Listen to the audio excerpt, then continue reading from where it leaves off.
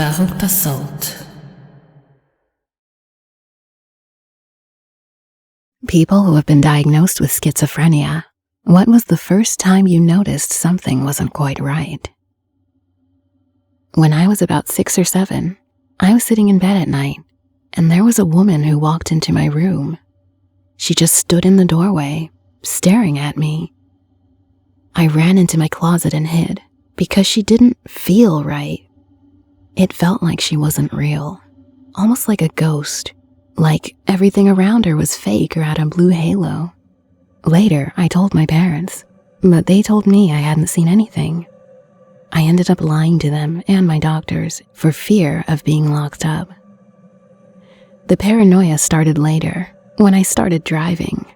I ended up having to memorize the cars behind me. I used to carry a gun in the car, for fear people were following me. They were going to do something to me. Since I've gotten older, I've gotten much better at recognizing what's real and not real. I'm on medications and things, but I can tell myself they aren't real now, and my brain will tune them out. When I was about 8, I was sleeping on the floor in my parents' camping trailer, and I heard 6 or 7 different voices, male and female, talking to me and each other.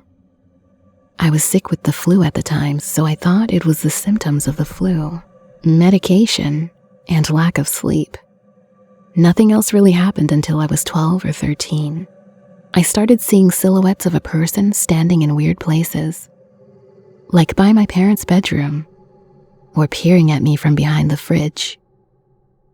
I would also hear people calling my name when I was alone in the house or at a friend's. It got to the point where I convinced myself that certain people were at a different level in their abilities to read my mind or know what I was going to do. I would only drink bottled water because I thought the government put a canister on the water lines that was set to release chemicals when I would shower or use the sink. I finally told my mom about it all one night when I was 15. I was drunk and I was having another episode. I was sitting in my mom's truck and I saw someone standing beside the passenger window staring at me. It looked like a guy in his 40s, and he was just standing there staring. She didn't know if I was being honest or drunkenly rambling, but I told her so much detail about everything I saw, she couldn't doubt me. She asked me about it in the morning, and I was in a counselor's office the next afternoon. Since then, I've been on and off meds trying to find the right ones that help me. I've had 8 different medications in the past year, and none of them seem to help much. One day at a time. Well, this will definitely get buried, but here goes. First time I noticed something wasn't right was the very first time I hallucinated. I'm discounting sleep paralysis as hallucinations, because a lot of neurotypical people experience that too, and it's pretty much just dreaming. But the first waking hallucination I had was a voice saying, "Don't worry, he can't even hear us right now," with the he referring to me. My first thought was, fuck, I'm crazy. You hear a lot of stories of psychotics not being able to distinguish between reality and delusions or hallucinations. But for whatever reason, I can, and could right off the bat.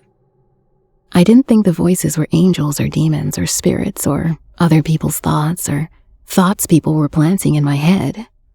I didn't think they had access to any great truths or information that I didn't have access to. I just knew they were hallucinations talking bullshit. This is my first real comment on Reddit, so I'll do my best. Sorry, it's long. I just want to preface this by saying, when I tell this story, sometimes people think I'm lying about the part that weed played in this, or that I'm disagreeing on the medicinal properties it has. I am absolutely not. It just didn't work out for me. My doctor said it was likely that I was predisposed before all of this, and that this sort of triggered it. Mine was a little bit different from some other people because it was all at once, with some symptoms evolving over the years. When I was about 15, I started smoking pot. I did it a few times, and it always ended in panic attacks for me. But I was young and I wanted to fit in. So I did it a few more times, and something immediately was not right. I felt so afraid and out of my body and scared. Like I heard someone was screaming and then would focus really hard, and it was me. This lasted a few days with me avoiding my parents until finally I went to my dad and told him the story. My parents were really kind about it and took me to the hospital. They didn't help at all, but the problems I had in the medical system are another story.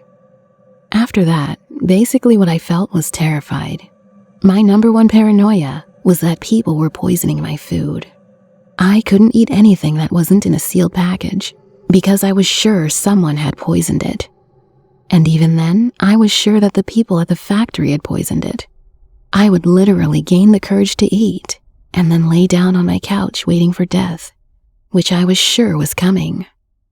I thought every car behind me was trying to kill me, and I would drive circles around my block before I got home to shake them. I worked a job where I had my back to the door all day at a till, and every time someone walked in, I was sure they would come up behind me and slit my throat. The symptoms sort of evolved over the years, but another thing that was there right away was the derealization and depersonalization. Nothing ever felt real, like I was in a nightmare I couldn't wake up from. I didn't feel like myself. I felt I was watching a movie of myself, or that I was watching me while standing behind myself. Sometimes in the middle of a conversation, I would think to myself, who is talking? And then realize it was me talking without really realizing it, like I was partitioned off in a different part of my brain. There was also audio and visual hallucinations. The audio ones was either my dad yelling my name loudly and angrily. He's very nice and never yells, so it was strange. And weird things like a lawnmower in winter. I also smelled this gross, sickly sweet smell sometimes, when there was no cause for it. And saw things like people. But when I looked closer, they weren't there. I'm now doing a lot better, but that was basically my original symptoms. I would be happy to answer any questions. I was 12 or 13, and I heard someone's voice in my head that was not my own. It was so clear, it sounded like someone was in my room telling me I'm not good enough to be alive. I started freaking the fuck out, crying hysterically, and ran to my mom and dad to try and get away from it. But it kept following me. They tried to calm me down, telling me it's not real, but it sure as fuck was for me. I calmed down, and my parents, I guess, chalked it up to hormones. It progressively got worse, to the point of hallucinations and a suicide attempt. I was then admitted to a psych hospital and put on medications. Hearing my own name called out to me by people that were nowhere near me.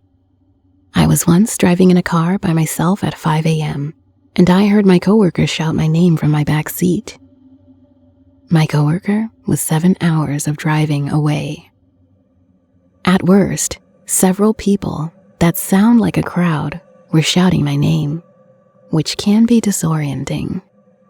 Music playing is also the worst. I live in a dorm, and even though everyone is pretty much asleep by 11:30 to 12, like clockwork, I hear something similar to the Five Nights at Freddy's jingle, playing from my walls. It isn't neighbors to the right, left, above, or beneath my dorm. Shadow people walk around in my dreams, and then transition into my dorm room as I wake up. They like to watch me when I sleep, and stare at me when I'm laying in bed in my dreams. Then, they walk out of my room, or into my bathroom, and I blink awake. I'm currently in therapy for it, and there's no shame in looking for help. It's exhausting enough without it having to feel like a secret where I'm hiding my crazy from my community. Started off when I was very young. I was about 3 years old, and seeing people that looked like cartoons. It seemed off to me, and it freaked me out so much that I would start crying, and my parents didn't know what was going on. Later on during the nights, I would hear voices calling my name. Whispers or screaming. They were unfamiliar, but sometimes sounded like people I knew. People that had never been to my house. I would respond and say, "What?" or start screaming again. My mom thought nothing of it when I was little. 2 years ago, when I was 17, I had the worst panic attack and was sent to the hospital. It took a while to calm me down. My mom scheduled an appointment with a therapist and a psychiatrist. I was diagnosed with schizophrenia, ADHD, bipolar disorder, depression, and anxiety. Schizophrenia for me was induced by stress, followed by a psychotic episode with full-blown voices, hallucinations, and odd behavior. It all started when I worked at this odd job with unorthodox businessmen. I was doing okay at first, but as I became more and more engulfed in the job, I ended up psychotic. I was doing unorthodox business under their rule and had a gun pointed to me at one point. This constituted as a stressor, of course. As I continued headstrong working this job, I also began to notice that I was becoming more agitated by their orders and became slower at the job performance. I started thinking to myself how the porn industry, sexual conduct, and biblical lust was the end of the world. This gave me the paranoia when on the job. I would visit clients' homes believing that they might have something to do with my thoughts on porn, whether they were a porn CEO or actor. In the midst of all this, I told customers I was guilty of watching porn, told them how bad I thought it was, and thought someone would want to have an affair with me. Ongoing, I started thinking how things were interconnected with each other as I did my work in unison with my thoughts on sex. For example, I would insert a bolt on something I was working on and thought I was corrupting a porn star from performing. Thereon, I began classes at school and started repeating everything the professor would say under my breath, draw conclusions about things using the lectures being taught, and telling my professor Isis is actually a Wonder Woman. Almighty Isis. During this, I drove long distances late at night, believing it would reset my mindset, while in the process being almost arrested for parking at the top of a national forest in the middle of nowhere. I noticed the same model of vehicles on the road and associated them with people I knew who owned them and thought they were significant to my delusional mind. My boss received texts from me in different languages and rude messages about people, which led him to believe I was doing acid. I truthfully declined and continued on this way. I spent a ridiculous amount of money on my credit card, buying useless things, and didn't think about my future self being in the state of mind I was in. As the days went on, I started hearing voices late at night from all sorts of people I have known. I told my mom that I could hear someone's voice, which gave her an idea something wasn't right. Eventually, I was let go from my job because I lost the mental and physical strength to do my work. I increasingly got more lazy and slept most of the time at home. My parents admitted me to the hospital for evaluation after I started burning books and Bible scriptures because I thought God was angry with me. In the hospital is when schizophrenia for me got the worst for my mental state. I started hearing voices, having hallucinations, and remember thinking, I am going to get locked up for good. This whole time, I didn't know what schizophrenia was, so I was just staying headstrong in the 5150 I was transferred to. After a few days of evaluation, I was diagnosed and on medication. After being released, voices and delusions faded away. I took a year off of school and work to make a full recovery. Now I'm doing better than when I had no symptoms. Definitely the worst time of my life during that job, which is what I believe helped bring the schizophrenia in me to the surface. During this last year, I've worked full-time, have lots of friends, and I'll be graduating school this year. I was diagnosed schizoaffective when I was 24, but began treatment for mental illness at 17, following symptoms since the age of 8 that had gone ignored by a negligent mother. As a kid, I toe-walked, was very stiff in my movements, and had no facial expressions and a flat affect. My mom made me sit in front of a mirror and practice appropriate facial expressions so I wouldn't look angry all the time. When I was a kid, I heard music in my head all the time and got absorbed into playing pretend. My imaginary friends were real, and I would get so invested in the worlds that I became other people and lived other lives. I had my first manic break when I was 12 and regularly slept 3 hours a night and was generally hyperactive and manic in my behavior. I became depressive following a traumatic experience at age 15 and began self-injuring. Slowly, the self-injury began to be instigated by command hallucinations, and it spiraled out of control from there. I remember distinctly my first real psychotic episode. I was walking in a graveyard in the snow, and a tree wrapped in barbed wire began talking to me, asking me to set it free. I saw a lake that wasn't there, with dead little girls trapped under the ice. The scariest psychotic episode I ever had was when I was 24. Shortly after watching American Horror Story Asylum, I began hallucinating the character Bloodyface in my house, and as a result, slept with a butcher knife under my pillow.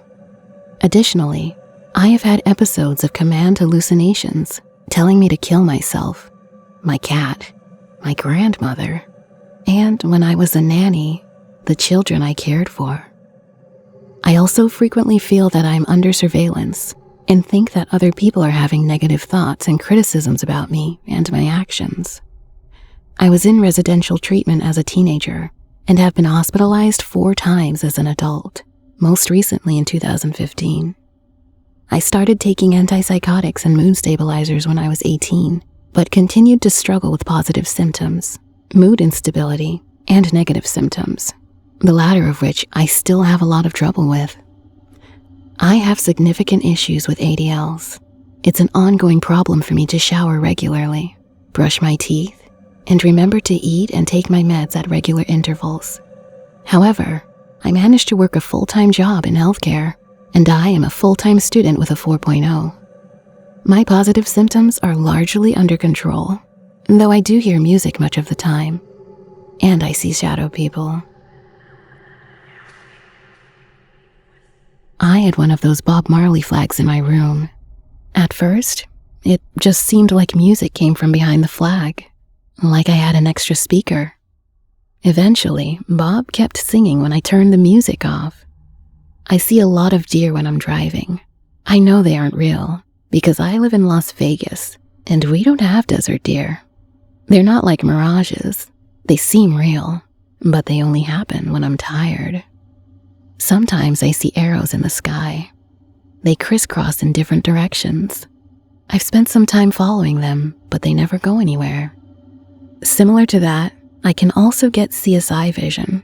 I can see glowing footprints where people have been. I've followed them but never caught up to the person. Once, when I was 16, I talked with the dark. Just the abstract concept of nighttime. It was shitty. I'm in my 30s now and I don't see anything except the deer and the arrows. I remember hula hooping with my sisters sometime in elementary school. I stepped through the hula hoop and did not step back out. I immediately knew. I was in a parallel dimension where everyone looked the same, but was a decoy. It was a trap or some kind of illusion. I stepped back through the hula hoop and tried to wave the thought away, but it only grew bigger. I also saw vampires and bears at night. Those memories aren't the first time I noticed something wasn't right, though. It didn't happen all at once. The discomfort came in waves, rising, until it was insurmountable. I accepted the delusions and hallucinations the way I accepted Santa Claus and the Tooth Fairy. This was the world I was given. I did not know so much of my life was made up of symptoms. I didn't know other people didn't see what I did. Ultimately, I accepted it because I thought it was just something everybody lived with, and I was just being a wimp. I thought that. And also, I often entertained the idea that maybe I was special, that I could see into other dimensions to save people, to save the world like Superman or something. And I had to keep it all a secret, hide everyone from the horrible truth that we were constantly in danger.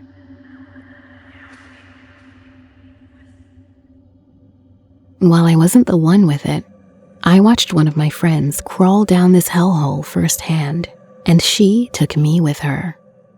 It was always about wolves. She had this whole thing where she thought she was this weird werewolf hybrid thing and had a second family of actual wolves. She'd always text me about what was going on. It got bad sometimes, to the point that she'd come to school with really bad scratches on her arms from a fight she was in. Little kid me believed it because she had evidence to her claims, and I was one gullible kid. I met up with her again years later, and she'd told me it was schizophrenia. I've always felt bad because the whole ordeal could have been prevented had I realized. But she's doing fine now, as far as I know.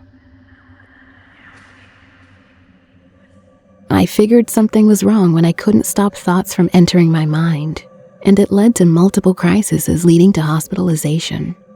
But this last year, I was drugged with Cool, and it turned severe. In the aftermath of the drugging, I suffered derealization and what I can only describe as ego boundaries being somewhat lost. Or at least this is what me and my doctors have discussed as possible effects of my mental condition. Thankfully, I'm on medications that inhibit the thoughts that are detrimental to my daily life, making me a high-functioning schizophrenic.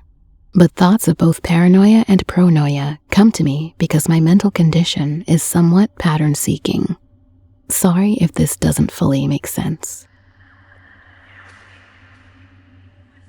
Schizophrenia runs in my family, and usually it's under control, but triggers like psychoactives or stress can bring it out. When I smoked weed for the first time with a few friends, I had visual and auditory hallucinations. At first, I thought it was perfectly normal, until others said their experience was completely different. We were sitting on the couch watching Tasho during a segment where he was doing an interview. Suddenly, Tosh turned his head towards me and started commenting on what we were doing in a mocking way. At first, I thought it was funny, until I told my friends what I saw, and they seemed concerned.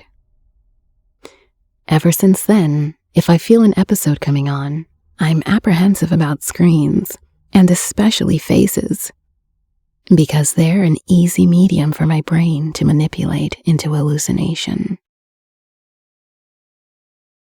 Thank you for listening. Want to listen to Reddit read by an actual person? Look no further. That's right. I will never utilize an AI voice to tell these stories. That's a promise. Please support this channel by hitting like and subscribing. Yours truly, Verrückte Sult.